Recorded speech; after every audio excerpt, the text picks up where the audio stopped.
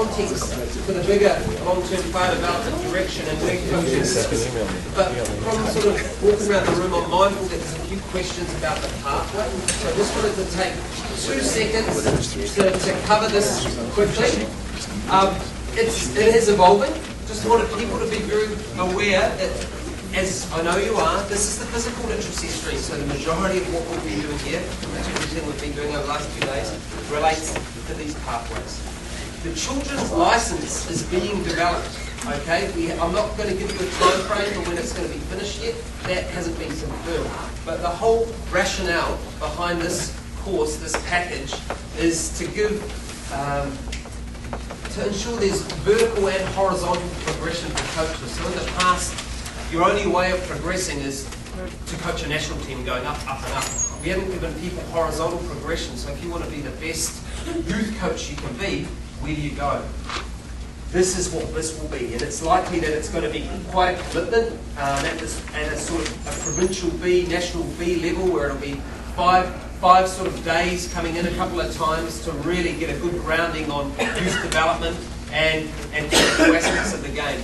Now, it hasn't been developed yet, so I just wanted to confirm that.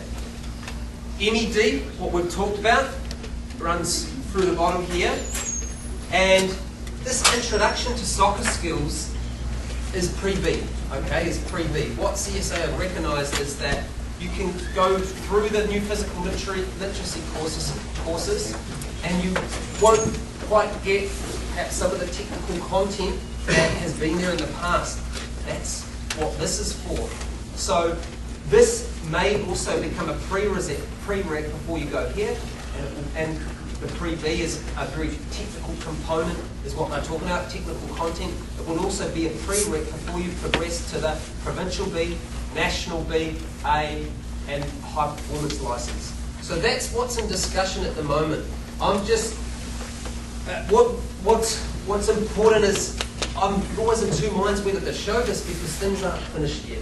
But as learning facilitators, you need to understand where the current state of evolution is and what's happening. So I just wanted to come back to that, to flag that up. Now's your opportunity to ask some questions if it isn't clear. So, we've been talking about the high performance for 5 years. Yep, and it's in development. So again, glass half full, you're part of the solution. So what message are you going to say when you go out and deliver these courses? They're working on it, and it's coming. Okay, really important. Anything else? You were talking about what was required to do a PreBe before. Are you not worried that if you decrease the number of courses or the pathway to get into PreBe, that you're going to be running a PreBe with so many people weren't ready for it, you're just going to be rejecting person after person? It's something that we've talked about, and the discussion, again, it's discussion at this point. That's why I probably don't want to open it up too much. But we're very well aware of this, and this is what this will be a guide for coaches that are wanting to progress to children's license or a provincial B to come through to get the learning. It's an education process. At the end of 2 days, they say, look, our feedback is you need to go back and work for a year on these sorts of things, then come back and you can do the introduction to soccer skills assessment, and you'll be in a better place to progress with a provincial B. Or actually, you've done a really good job, you can come along next weekend and do the assessment. So it's there as an education and support mechanism rather than a turn up, fail or pass, no assistance. That's what's being talked about. Does that help? No? Yes? No, it's not ready yet. Okay. Okay. Good enough. Something our group discussed this morning.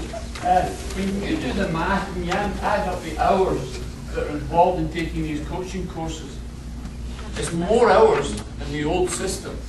You do children's, youth and senior, and then you could go and do the PreBe. If you add up all these hours, it's actually more. If you throw this in, it's considerably more. And just another point, if you're relying to be a coach to go and do a PreBe and be successful, only on attending these courses, you won't be successful. How do you become a better coach? By coaching and coaching and coaching and coaching. You don't become a PreBe or B license coach by attending these. It'll help, but if you rely on this and think, no, I'm going to do my B license, I'm sorry. So whose responsibility is it to become a better coach? The coach. And who is that coach's immediate mentor? Technical director, club head coach. That's where the education has to happen. This scratches the surface. This gives you some tools and some ideas. But to truly develop as a coach, that lady or gentleman has to go to their club head coach and technical director and say, we need to help them become a better coach. Weekly, daily, monthly work. There are two weaknesses, as we know, nothing new, and that is that a lot of clubs don't have club head coaches or technical directors, and a lot of them do. So we got 14 an hour or 15, but only 8 of them are pros that have the license. Some are still senior qualification to have that. So they can't do that. Secondly, as you know, the PreBe sessions are all functional sessions that they don't get, coaches don't get running some of these sessions, like you said in the other one. So so the next question is the PreBe going to change, or is it going to stay the same with all functional sessions that you almost have to do specialty training to prepare candidates for a PreBe? You have to take them out and work with them on doing that. As you know, Roy, you've been around long. PreBe has been through several changes in the year. Yeah. Through a change this year. Yeah. Now it's small side and game. Yeah. So we through the evolution because the game changes, coaching methodologies change, but it changes. But the point I'm trying to make is if you think you're going to be successful by attending mental health, but don't solely think this is going to make you a coach. To your point, Frank. But do we see a change in the PreBe, Bobby? I was going to ask. Yeah, I'm going to look at the content. Okay, We're going to look at the thank you. content of PreBe, we're going to look at the content of the license, and we're looking a little bit closer with the CSA's B license, so it kind of ties in a little bit. So to clarify, all of these licenses, the excellence stream, are going to be getting rewritten by the CSA. So at the moment, they've only rewritten the physical literacy stream. Now they're going, developing the children's license and going right through the excellence stream. So that's all going to be new content, and very well aware of the practical technical components of the old preaching. They don't really outside on that. Okay. Is that enough on this? One last question. Maybe I missed a question that was sent earlier. The coaches, in practical application, the coaches who want to coach this for 2012 summer, the grandfathering or not grandfathering, I'm still a little bit confused. I thought What's more, the coaches who actually want to come in and start coaching like 2012 Yes. outdoor season. Yes. What are they now required? Okay, so that's on the website. There's a memo that's gone out to all the clubs. If you're, depending on the development stage you work with, the age group, it'll either be learning to train plus MED or soccer for life plus MED in the new system. And if you have the old senior award, is that then you find that's grandfathered on. But if it's new coaches coming on board, that's what they will need to do. Whoever's got their current qualifications, that's grandfathered in. Yes, sorry. Yeah. On page 10 of your document, guys, if you want to read it. Page 10, solid. Okay, so we're going to move on. Lost in the South this time. The way this thing is set up, the United States and Mexico ended up, this is probably our best chance. Hey guys, I need you to work with me here. We've got an hour left. We're going to keep breaking up into small discussions. We're not going to get through this. So I want your attention. I want you engaged. As I mentioned, there's a lot of content that we need to get across here. So we decided that the best way to convey this was through a presentation. I'm aware that there's people out here that have heard some of these messages before. Hopefully you take a few new things from this. I'm also aware that this context, we've talked a lot about coach development, as we do, that's why we're here. Now we're trying to put the broader long-term player development umbrella over things. So you'll see you're part of a much bigger picture. But what we've been here for over the last 2 days is a very important part of the picture and something that we're pinning a lot of hope on for next year in regard to the new direction and success in changing mindsets that are out there. And that's why we've been so clear about the importance that you all play not just in delivering the new coaching content, facilitating the new coaching content, but also the messages that you give, how you communicate with other people out there, other coaches, okay, club presidents, district people. I want you to come away from this having a good understanding of where we're heading within the province and key messages that you need to give when you're out there within the community. So over the next hour, background and process. Okay, we need to go back a bit to understand how we've got to where we are today. We're going to go through the principles and the philosophy behind LTPD. I think it's important. And yes, I'm preaching to the converted here.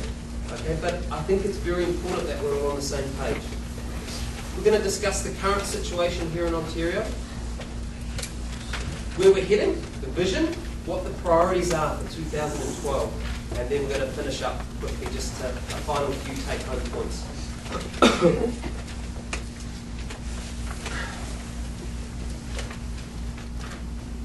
So we're giving you all the opportunity. We're giving you the opportunity to contribute to this vision, okay, where we're heading in the future. I can't make decisions for you, okay? We're looking for leaders, we're looking for champions, and I think that's what this quote captures. And something we're very mindful of as well. If the ladder's not against the right wall, every step we take is going to get us to the wrong place faster. So we're very confident that the ladder's on the right wall, okay? We're heading in the right direction, but we've got to take time as we get there and do first things first. I want to make this clear. This isn't a choice, long-term player development. It's mandated. Okay? It's mandated by Sport Canada. Okay? Through Canadian Sport for Life, every national association has to adopt the long-term athlete development model. Okay? No choice. No choice. Now, it's best practice. Long-term athlete development, long-term player development is just how principles have been packaged. These things are happening in a soccer sense in all leading countries around the world. It's just not called long-term player development, it's just called player development. And we'll talk more about this through this presentation. What you're going to see happening now is funding pots within federal and provincial governments, municipalities are going to start to dry up unless national associations, provincial associations, districts and clubs have plans that are aligned with long-term player development. Okay, so opportunities aren't going to be there unless people are embracing this philosophy. We also look around at best practice in other sports, and I think it's a good chance just to show you that it's not just soccer that's going through this, and share a few other sports approaches and how they're attacking things. So what we've got here is a video from the Canadian Tennis Association, but I think it's quite powerful.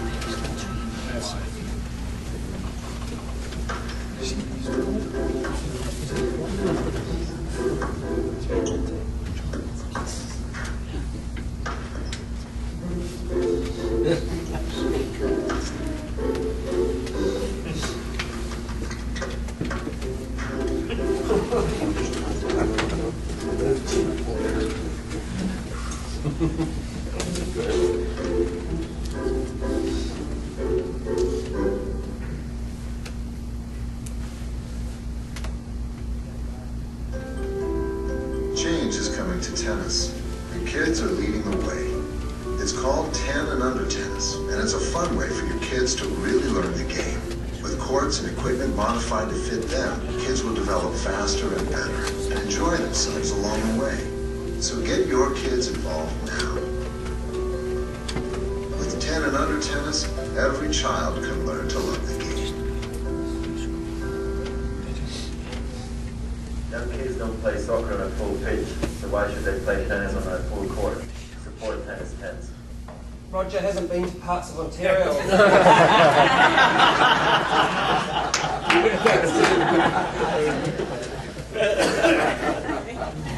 Okay. So, I think it's important to identify with best practice from other sports. We're all going through this together, and here you see an attempt to educate from another national sporting organisation. And the message is very consistent with what we're doing.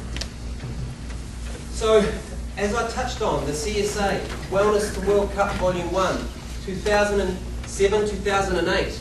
Okay, so that's the Canadian Soccer Association's long-term player development. So that's how they've adopted the Canadian Sport for Life initiative.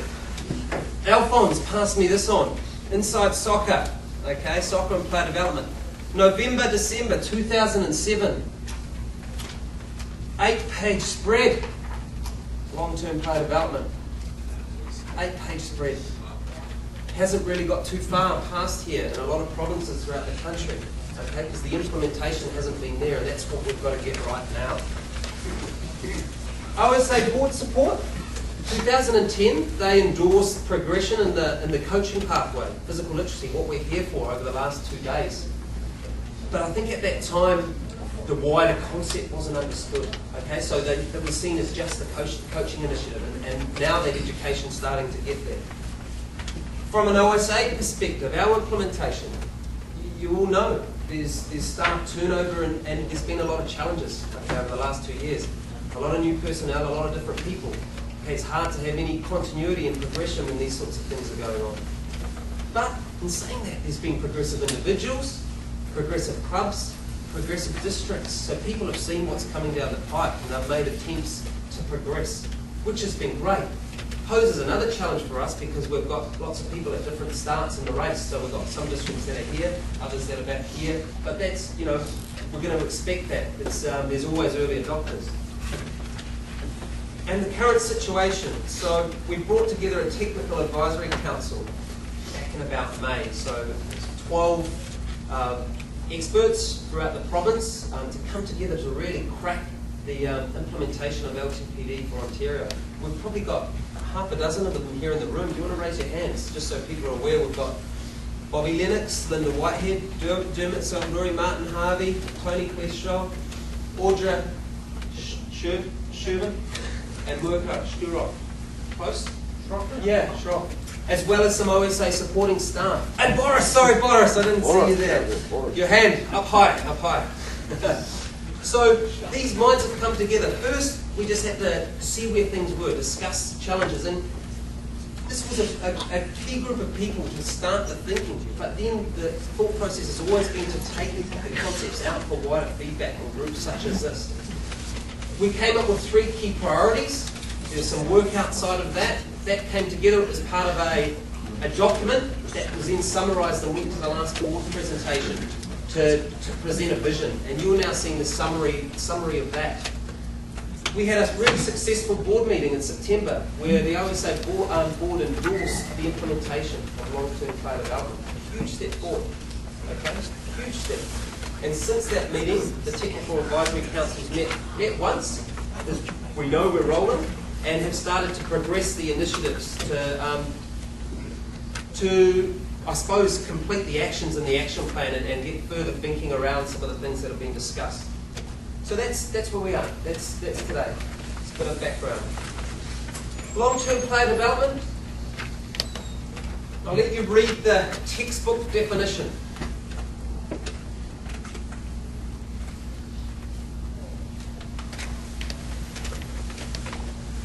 So this shouldn't be new to all of you, something you've seen before, but what I think's been missed is it hasn't been really well understood. We've got 2 high-level documents, great documents, best practice, but the messages haven't been condensed, they haven't been simplified, they haven't been targeted towards different audiences, so we haven't tailored it to educate a parent, a coach.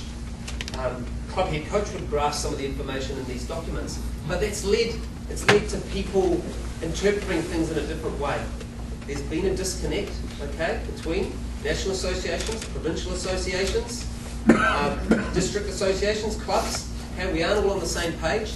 Something that keeps getting reinforced to me in my short time here is the game is just working against each other.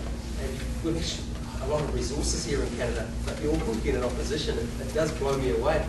Okay, coming from a small country that's nearly near Antarctica, we've only got 4 million people. We have to work together, otherwise we don't get anywhere, because it's just part of our makeup. So messages haven't got to the right places, and that's something we've got to address now, okay? People have formulated their own opinions about long-term player development based on information from other people. It's often a negative opinion because it's anti-competition and these sorts of things start to filter out. So we've got a big job ahead of us to educate. I'm going to take 5 minutes to go through the principles because I think it's really important, because that is what's given me a good understanding of what LTPD is. So the 10-year rule, the 10,000 hours. If I look around, we're all nodding. You know what the 10,000 hour rule is? So basically, through formal and informal activity, formal being regimented training and games, informal being myself with my soccer ball out against the wall, practicing my touch, doing everything else, scrimmages, the South American way, every day once you get home you're out in the street, okay, informal activity. We have to acquire about 10,000 hours in the right environments if we want to progress to the higher echelons of the game. That's if you want to progress that way. Remembering LTPD is for everyone here, okay? It's about retention as well as pathways to national teams. So when I walk past the soccer field, and I won't mention where, a couple of weeks into the job, see some small kids running on a big field, okay? Ask a few parents what age they are, 7, playing 11v11. That's not a good environment, okay? That's not a good environment. We all know that. We don't need to harp on those sorts of things. And this isn't just football, this is anything in life, right? Okay, it's a doctor. You go through your training, then you practice your work. After about 10,000 hours, you're good at what you do. If you're in the right environment with the right support. Okay, so it's not something just unique to us. The fundamentals, something we've talked about a lot over the last few days. ABCs, agility, balance, coordination, jumping, throwing, kicking, catching, dribbling. When I was in the UK teaching for a couple of years, there's a huge initiative to shift towards the fundamentals, giving kids physical literacy, teaching them how to be an athlete first. Sir Alex Ferguson was one of the spokesperson for this, saying, give me an athlete at 12 years old, I'll do the rest. Just give me an athlete. Because what he was getting through the English system at the time was robots coming through that had all the technique, all the turns, all the touches, but they were robots. The spontaneity and creativity had been coached out of them. Gone, already gone, 12 years. Because they've been put into these regimented systems, told to do turns at certain times, line drills, all these sorts of things. Okay? Yeah, lost them. There's no Messi coming out of that environment. Specialisation. Okay, soccer's termed as a early engagement, late specialisation. So we play from 4 years old, okay? But we're also playing hockey, we're playing tennis, we might be doing gymnastics, we might be doing swimming as well. And that's okay when you're young. You want to get a good grounding on activity. But if you want to progress again to the higher echelons of the game, by the age of 12, that's when you need to make a decision. And by that point, you need to be moving towards an environment where you're working 5 or 6 times a week for 45 weeks of the year, if you want to go that way. If not, you can still play and have fun.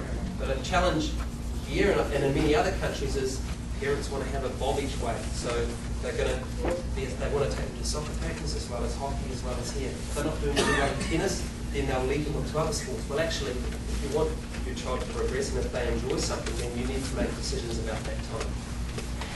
What's a sport that is early specialisation?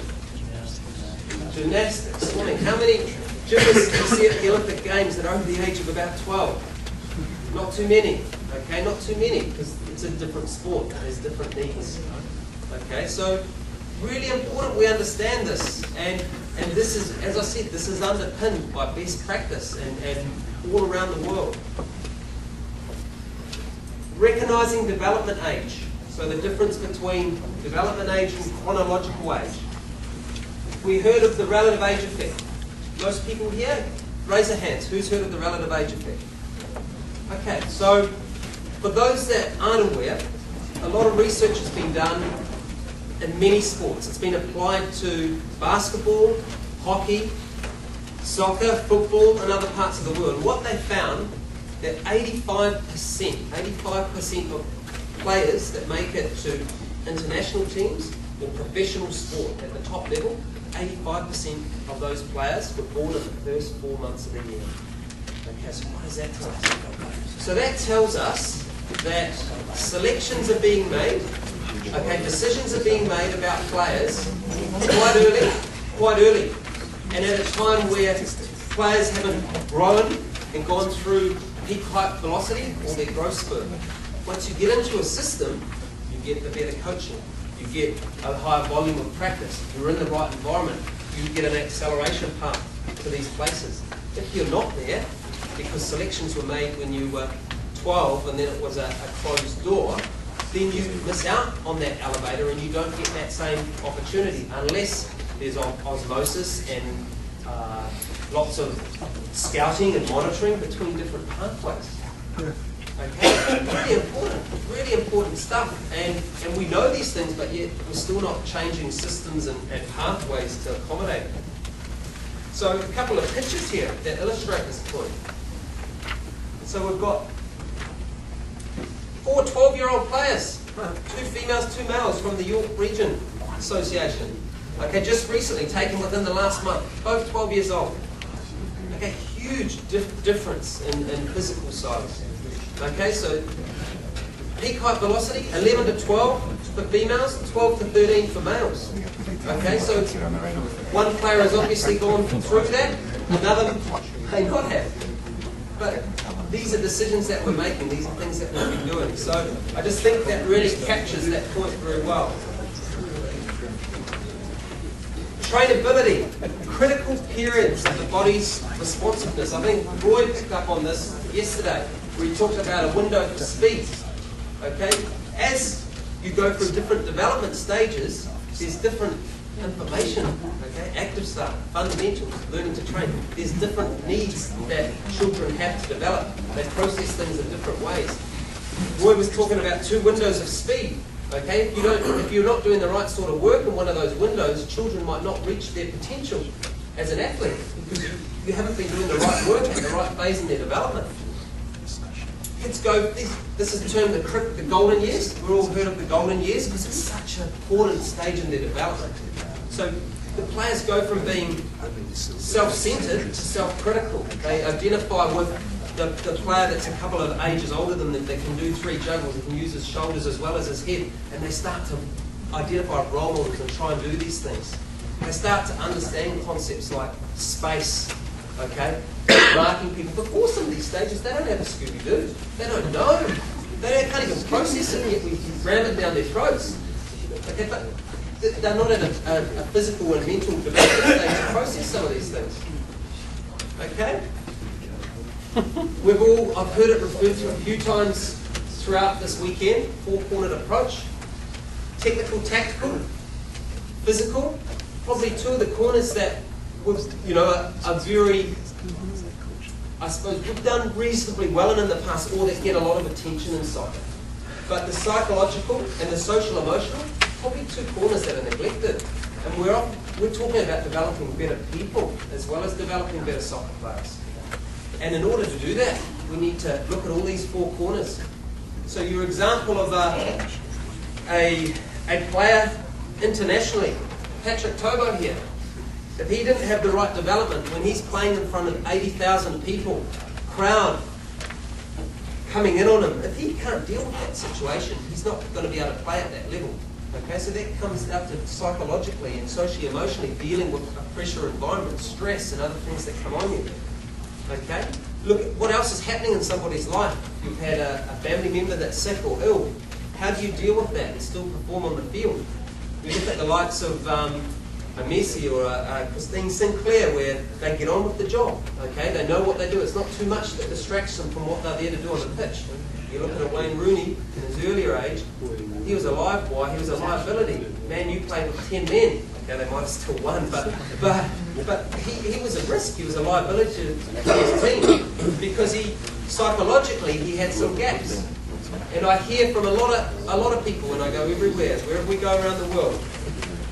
Oh, this person was great. They were on such and such course. This person was amazing. They used to play here. Why haven't they made it? Oh, they decided not to. Well, either they've had an unfortunate injury, or they weren't good enough, because they were lacking something here. They weren't good enough. they might have been technically amazing.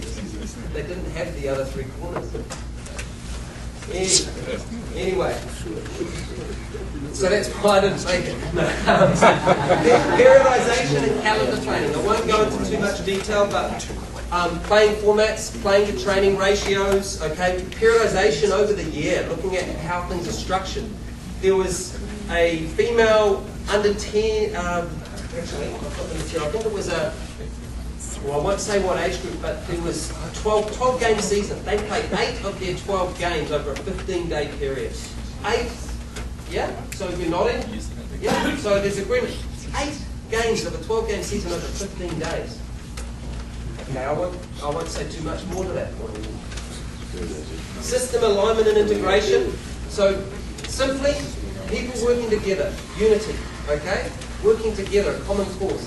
National association, provincial association, districts, clubs. Okay? We have to do this. We can't just give it lip service.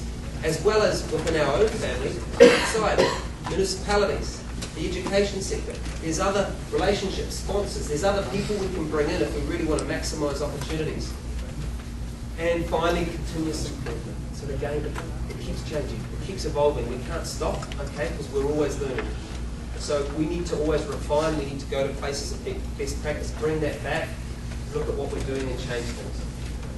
So a good quote to finish up on, and I did hear someone mention this, it might have been, actually it might have been, did I hear something to this effect yesterday? Those of us who are involved in youth development or in soccer academies must bear in mind that of the 16-year-olds who sign a professional contract, 16-year-olds, professional contract, 85% are out of professional football by the age of 21. Yeah. And that was in 2007. And I don't think that stat would have changed too much. It's interesting you say that because I was in the Tottenham Academy a few months ago watching a youth academy team there, and I asked the coach, how many players do you think they're getting out in the first team? He, without a blink of an eye, said none. See, and part of this is early specialisation. Okay, that's why some of these things are happening. It reinforces the point. Won't go into too much detail, but here's the sort of spread.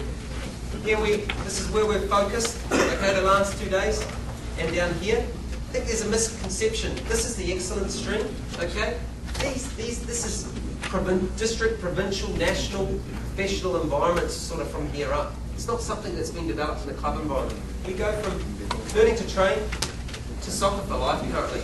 Soccer for Life is 12 plus, male and female, okay, that are progressing competitively or recreationally, unless they're taking a talented pathway. So something just I'll let you have a quick scroll through the benefits. Again, it should be second hand to most of you here.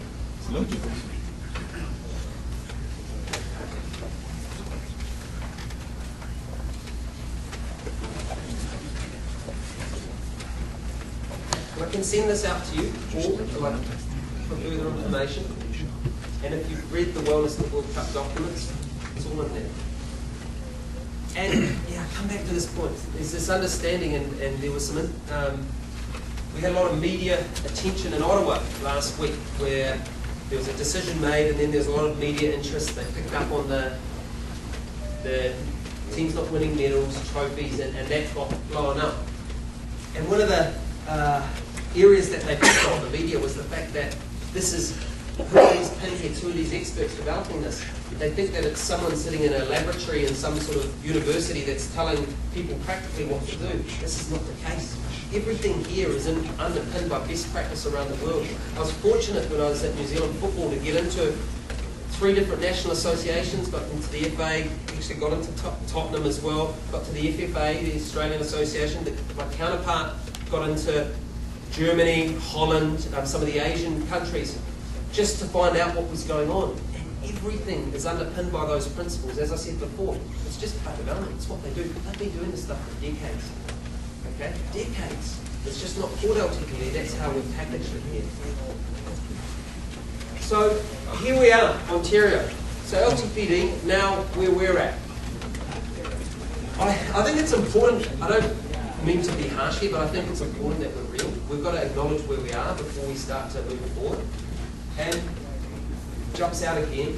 No unity, no consistency, no alignment. So challenges with leadership, governance structure, challenges, making decisions, people making decisions in their best interest, perhaps not the interests of the game. And it's something we all need to be mindful of as we're here as LFs as well. If we want to move forward, we need to do what's best for Canadians and Ontario players. It doesn't matter what club or district they come from, we've got to be making the right decisions for players in the future. Overdose on rules. I haven't been to another system where there are as many rules, and I've had my challenges working through some of those things. And credibility, okay? CSA's credibility is not what it should be, neither is ours. We need to work at that, and we need to demonstrate. That's why this weekend and the job that you're all going to be doing is so important, because you're our change agents out there. Coaching, quantity and quality, okay? Heavy reliance on volunteer coaches, okay? It's reality. But we don't do a good job of putting tools in their hands and helping them with what they do, okay? There's in isolated situations we do, okay? We need to start to make moves towards more professional, full-time coaches in the sport and keeping them within the sport. Some interesting information I captured from a survey. We sent out, and hopefully some of you received this, to clubs and districts, just to gather some coaching information. From the district survey, recreational coaches, no qualifications, generally, probably no surprise here, no qualifications for recreational coaches. 50% of districts do not deliver coaching courses. 35% of districts offer extra support outside of the pathway that we had up before. So 35% of districts will offer other mentoring and learning packages. And LTPD awareness and understanding was low. Okay, that's what came back through the survey. So pretty valuable information there, and gives us pretty accurate information about where we are currently. We lack the experience in qualified coaches. It's not a football country, it's not a football culture, so we've really got to work at that. Communication. So I touched on it before. Audiences can't be reached, there's filters. We have real trouble here at OSA getting our messages to people. Hopefully you've seen an increase in messages going out to districts, to clubs. But I've talked to districts that have chosen not to pass on information. I've talked to clubs that have chosen not to pass on information. Okay? Because they don't want these messages to get to places. We also have work we need to do to actually be able to reach parents, coaches, club head coaches, because at the moment we collect data but we can't get information out to these people. We've got to be able to do that, because education is so important. Talk about disconnect and rumours. Okay, I had a phone call from a club head coach a couple of weeks back. Oh, I hear the new coaching material isn't being delivered in 2012 now. First I've heard it. Oh, okay, that was obviously just a rumour. But things get out there, okay? We have to keep redirecting people to the source of information and where accurate information is. Again, just to illustrate a point, that same survey, what percentage of districts do you think responded? 5%? 35%. Okay, remember this is a captive audience, so we can get to them, we can reach districts. 45%, okay, have actually responded to the survey. Clubs, what do you think the response rate would have been? 20%. 15. 20. 12%. Okay, so 77 of 675. So we got some challenges that we've all got to work on together if we want to implement this stuff. Some other information we captured. So from the 2010 summer season, outdoor season, we take players that were under 5 in 2005. Okay, so we had 25,000 of them. This is male and females combined. This year, 2011, we've got about 9,000. We've lost half of them, more than half of them. Okay, over that period of time. Take another age group. Under 7 in 2005, we've got about 27,000. This year, 2011, about 18, so about 40% drop off in player numbers. And the final, we've got about 15,000 players that were under 15 in 2005. Under 21 this year in 2011, we've we've got 4,000, we've lost 2/3 of our membership. Now, obviously, there are things here we can control, there are things here we can't control. This information here, people may be playing in other places in this particular age group. But what I think is real is we control more than you realise. Okay, the quality of the product, the strategies that we have to keep people in the sport. And it's pretty powerful information when you see it like that. We do need to compare this information to national standards and other sports and see where we sit, but we're starting to understand our own environment at this stage. Competitive structure. Where do I start? So, fundamentally flawed. Complete overemphasis on winning. And I know, I'm sure we get lots of nods around the room, and I think the obvious way to explain this, if we take an under-8 player, 7-year-old, okay? 7-year-olds start to get recruited or poached because clubs and teams know that to reach the OYSL by under 14, you need to win every league from under 9 up. So 7-year-olds are recruited into super teams. Okay, so these 7 years come in. So what are they recruiting them on? Size, speed, strength, okay? So we get these teams that come together. So what style of football do they play?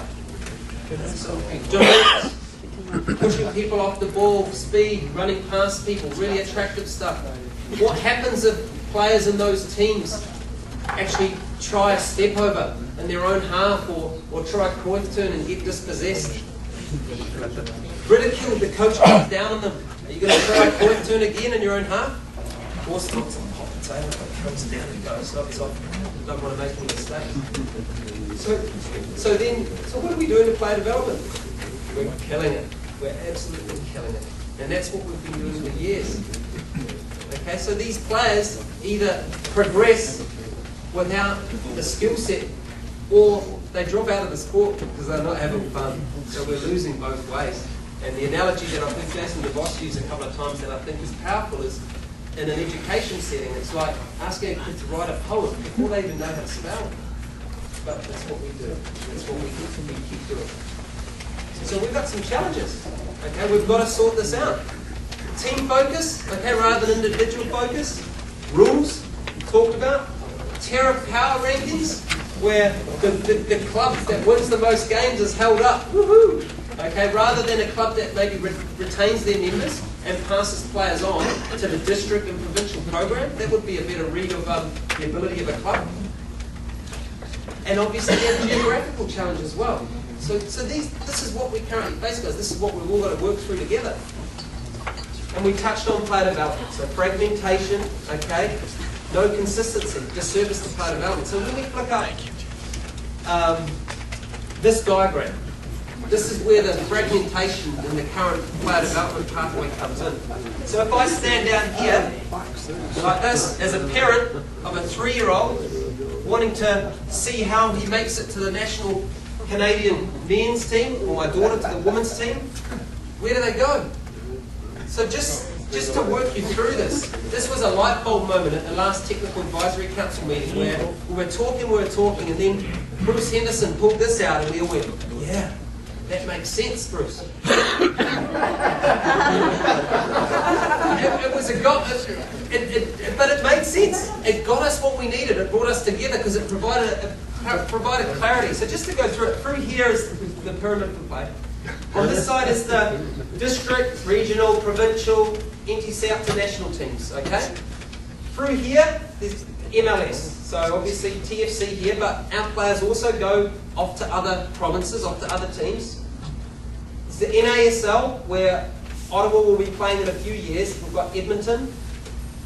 The PDL, where we have 5 Ontario teams playing in the States. That's right, Tony, about 5. There's the university leagues, okay, in Canada and in the States. Okay, we have the USL. There's 4 Ontario women's teams playing in the USL. And then there's the WPS, obviously, in the States as well. With the CSL, there's going to be a Quebec semi-pro league coming soon. There's an Ontario semi-pro league being discussed as well. And then we have professional leagues in other countries. And then add into the mix every one of these guys has academies as well. Okay, and there's something like a 2% rule for talented populations. So if we take our 2%, let's take 9-year-olds, 2% of that age group is talented in soccer or in sport. Hockey probably take 0.6 of that 2%. Other sports, so we might get 0.2 of a talented population, then we spread them in about 8 different directions. Okay, it doesn't make much sense. Okay, so this is what's happening at the moment. Clarity, there's no pathway. People aren't working together, they're working in opposition. We've got environments dangling false hopes and contracts and things which call parents to places where they shouldn't be. So, current practice, LTPD says no promotion and relegation, no scores or standing until 12 years. We have League Cup competition exposing success from 9 years. Competition, league rules, supporting under 9 winning mentality. I'll let you read the rest.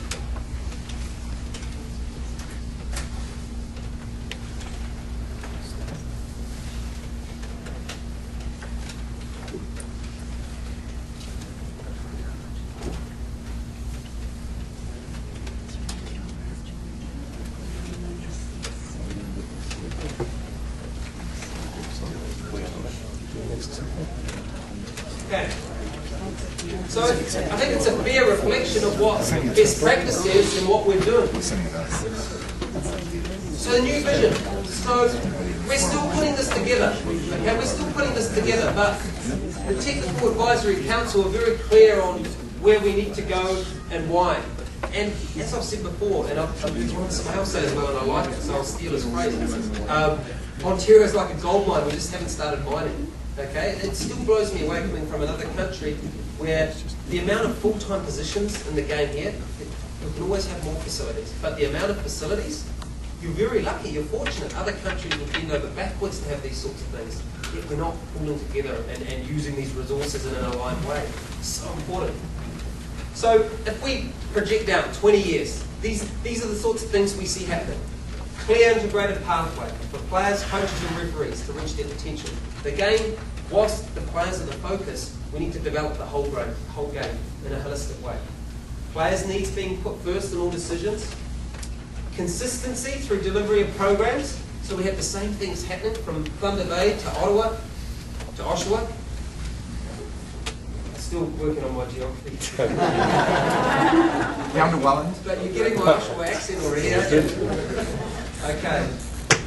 Unity and alignment. I've harped on about this, but it's so important.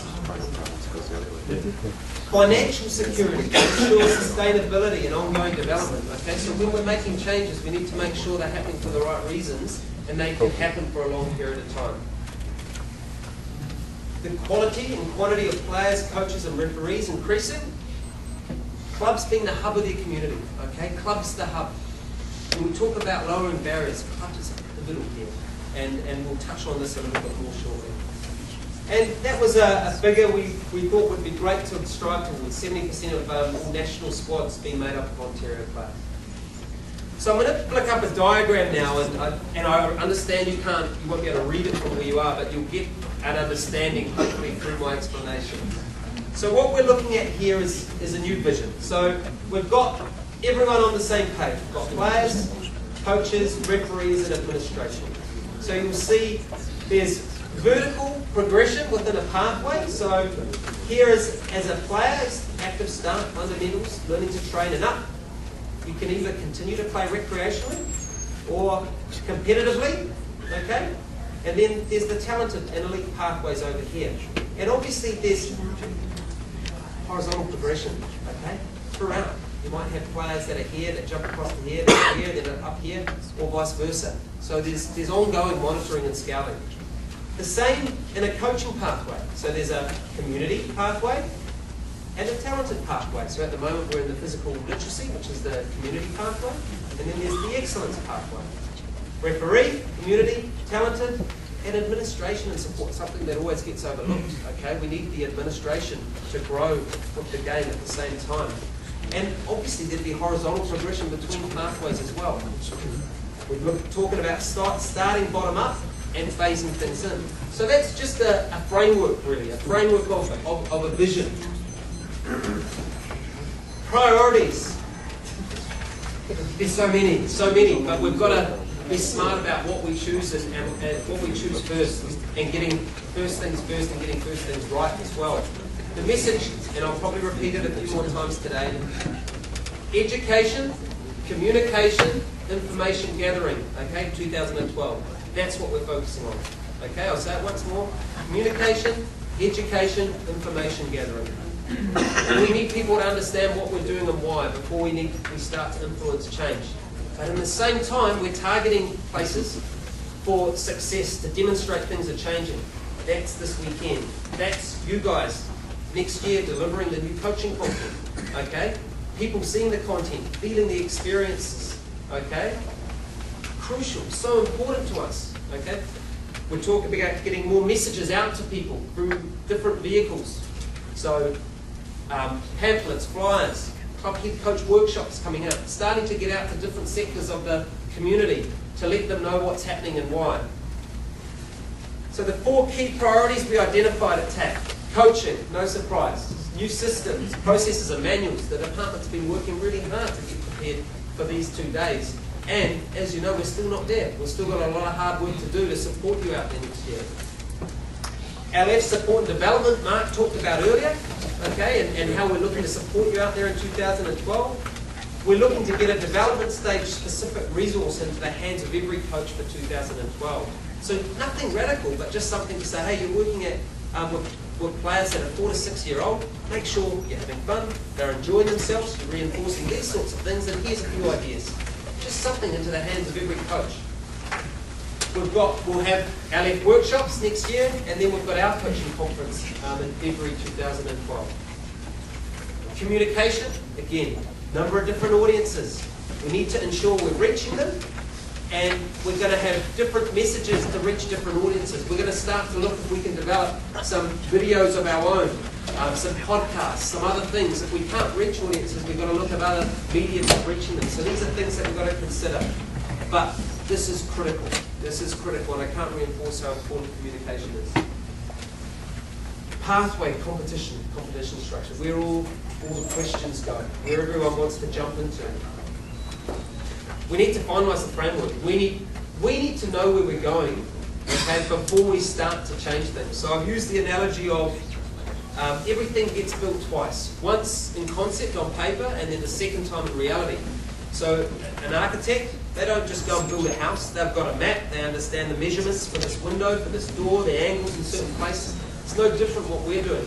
If we're going to go out and implement a new competitive structure, if I can't answer your questions before we do it, I'm not ready to go. Okay, because it's not going to be there. It's going to be a further dip to our credibility. We need to take the time to understand what we're doing. Everybody wants things yesterday, understand that. But the worst thing we can do at the moment is run out there and create more problems because we haven't built the case. We haven't got the research, we haven't consulted, we haven't done those things. So that's why 2012 is so important. We need that time to gather this information. We're talking about, there's pilots happening at the moment. So there, as I said earlier, there are leagues, Peel, Durham, Ottawa, who am I forgetting? There's one other that have made steps towards implementing LTPD festivals. And we can obtain some of that information and use it for how we start to roll things out provincially. We need to understand operationally, once we have a framework, how do we actually deliver it? We need to think about these things. We need to review the current tournament structure. We need to look at an impact analysis. So this is where we currently are. This is the Ontario Soccer Association, districts, clubs. These are our resources. This is our capability. This is where we want to get to. Or how are we going to shift to that place? So we need to know these things. We need to understand the financial impact on clubs and districts.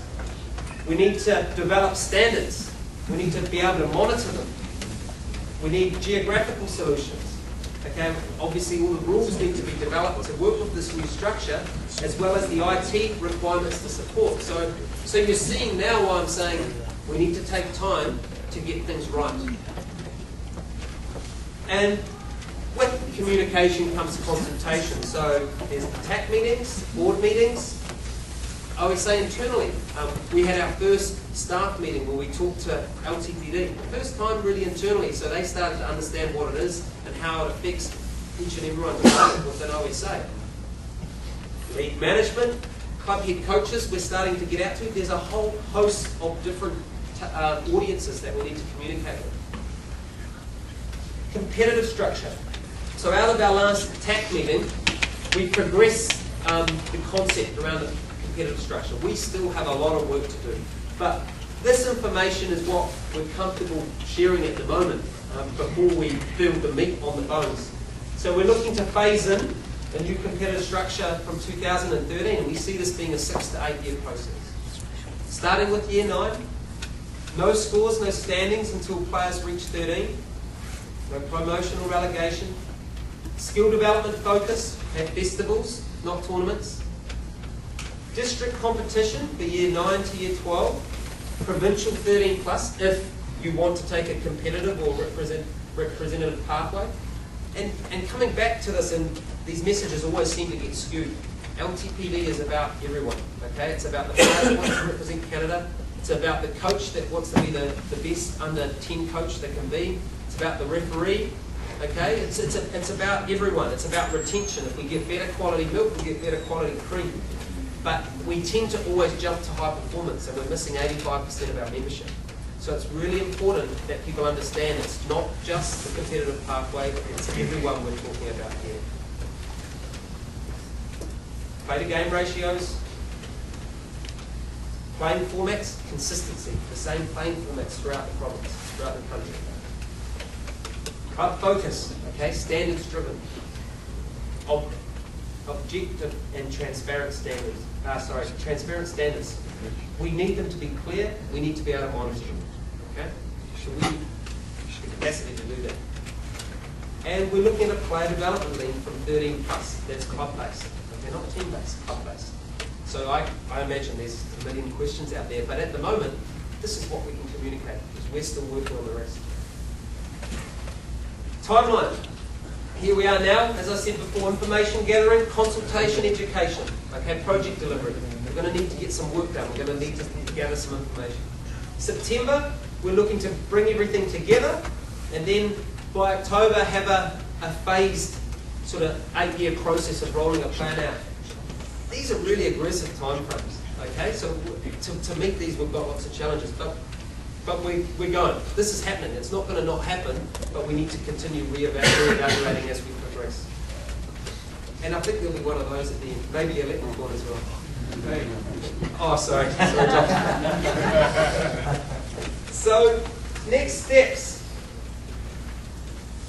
I've used the analogy compass. Okay. What's important here is where we're going. Where we're going. Why we're going there, the objective. Okay? What's not important, not as important as the clock. Okay? When we get there, the time tends to keep coming before the compass. We need everything yesterday. We need everything now.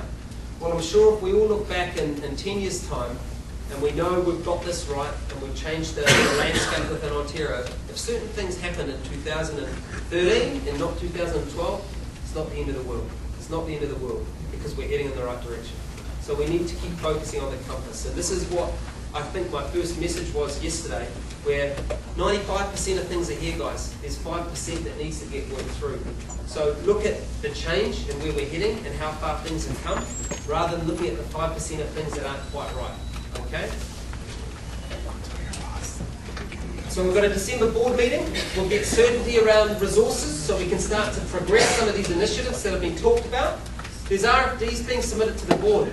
No Ontario Cup for under 13 from 2013 on. For under 12. For under 12 from 2013 on. We're going to review the Ontario Cup structure to make sure that it reflects LTPD best practice. We're also I think there's a RFD going for under 8 festivals to ensure that under 8 within the province is festivals, not tournaments. I think that's the 3 key ones that are going to the next board meeting. So again, demonstrating progress, change is coming. Further developments on the competitive structure. We've got a subcommittee from TAC that has been brought together to progress the competitive structure. A lot of work to be done there, and they're going to need a lot of support as well. But we're going to be coming out to all of you for feedback in that process. Okay, we're not doing it by ourselves, we're doing it together. And back to my key messages: education, consultation, information gathering. So visible progress through the workshops today, club head coaches, club head coach workshops coming up, communication ongoing, coaching courses, coaches conference, and further consultation. So there's a lot happening. So we come back to my friend. Well, I wish he was my friend. So your role as an LF, you are our champions out there. Okay? You're the people that are really helping us achieve what we need. Okay? You get to choose the decisions you make. You choose how you respond to information when things aren't quite right. You choose the messages that you give to the coaches that are coming on these courses. Okay? We need everybody if we're going to crack this. It's a Mount Everest that we're attacking, and we need everyone's support. So I can't underestimate the importance that you all play in this picture. We can't do anything by ourselves. It's about all of us working together to change things. That's LTPD and where things fit and how we've got to where we are. So I think it's important that we understand that message. This is going to be a similar message that's going to be communicated to the club head coach workshops over the next couple of weeks, obviously with a different slant, moulded in a different way.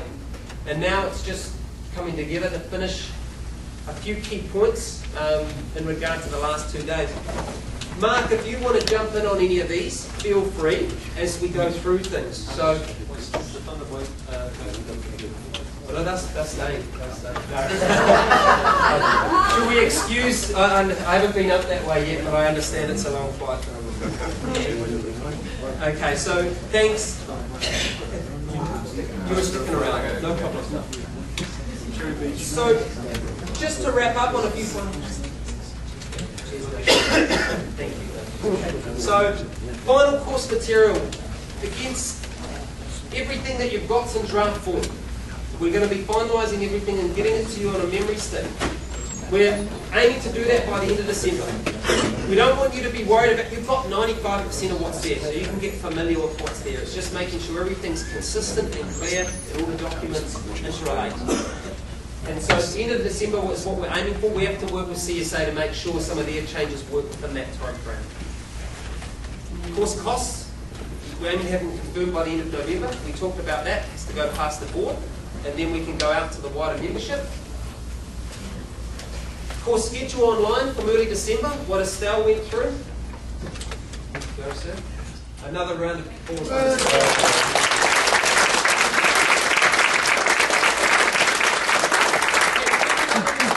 An email every day to know how Thank you. Confirmation of LF support and development. So again, we've talked to you about our intentions. We need to firm up that process so you're aware of how it will happen. Any questions? I've been talking for a long time.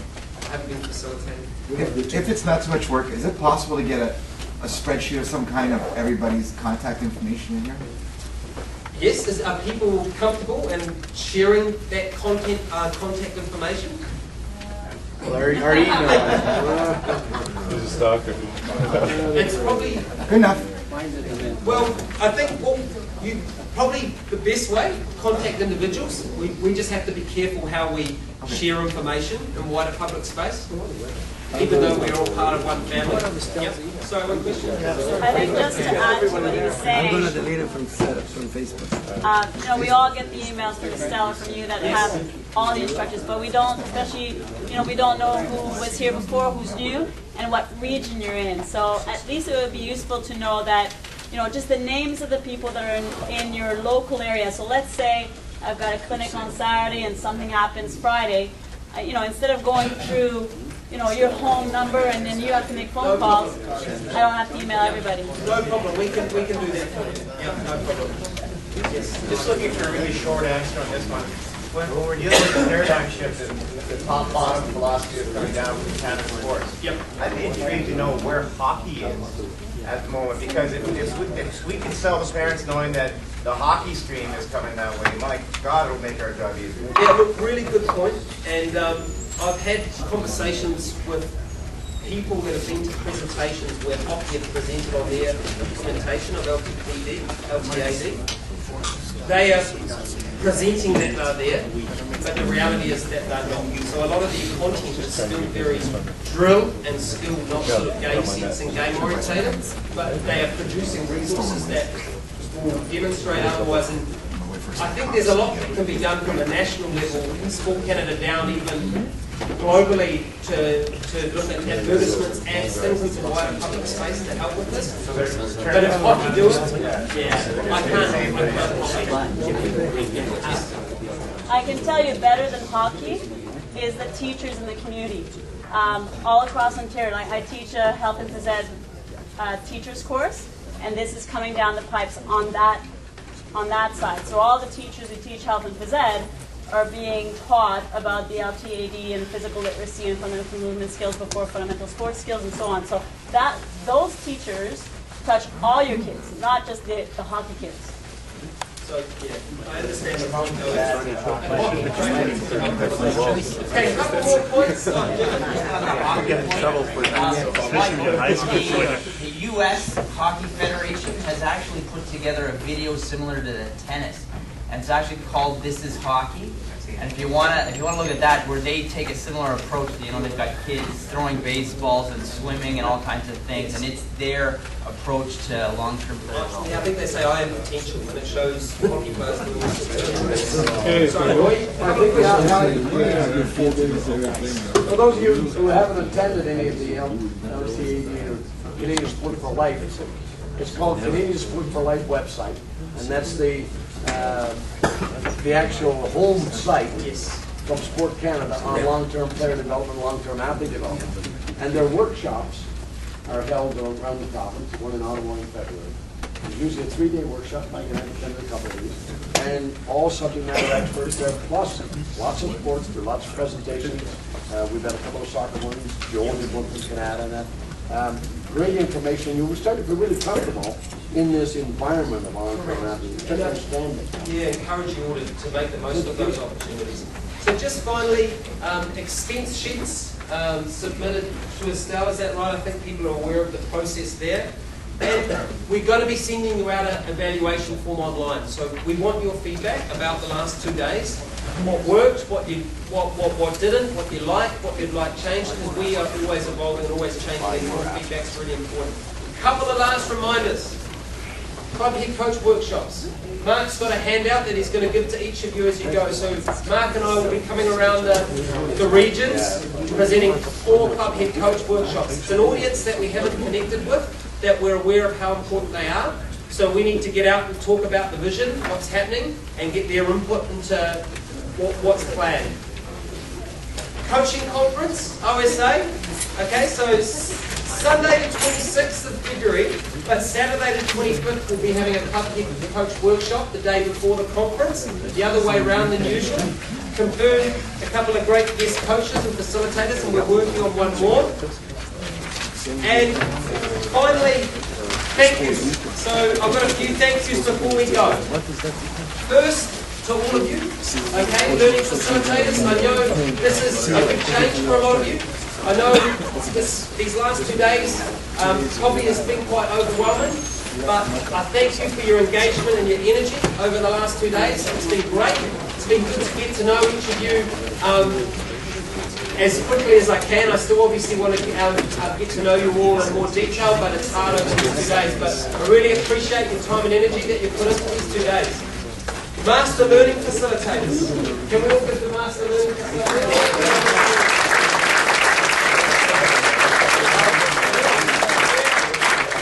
We're really fortunate to have such a great group of people here helping out, and the time and effort they've put in.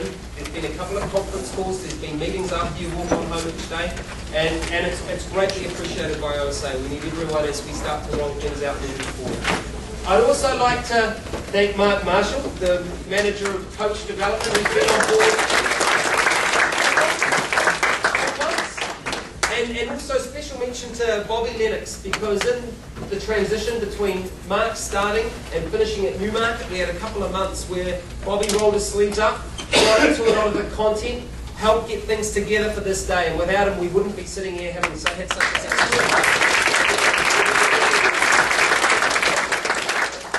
Wolf, the man on the camera. camera. No, thanks, Will, for being here and filming.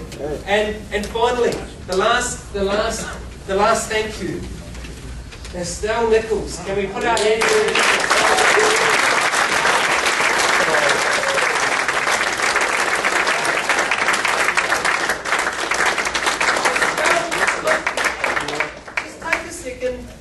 Estelle's been a single resource in a department for a couple of years now. She has kept the coaching department alive. Okay, she's ensured that that courses have been delivered. She's been one person delivering a lot of volume, and without her, we would be in a bad place. And she's picked up a lot of volume. It's regularly that I'm getting emails from her at 10, 11 o'clock at night, and she's still in the office. Okay, she's dedicated and determined, and she's put a lot into keeping everything afloat. And she's had to put up with some new boys on the block as well that have caused her a few problems, but she's been straightening us out. So thanks, Estelle. We really appreciate it. We all do.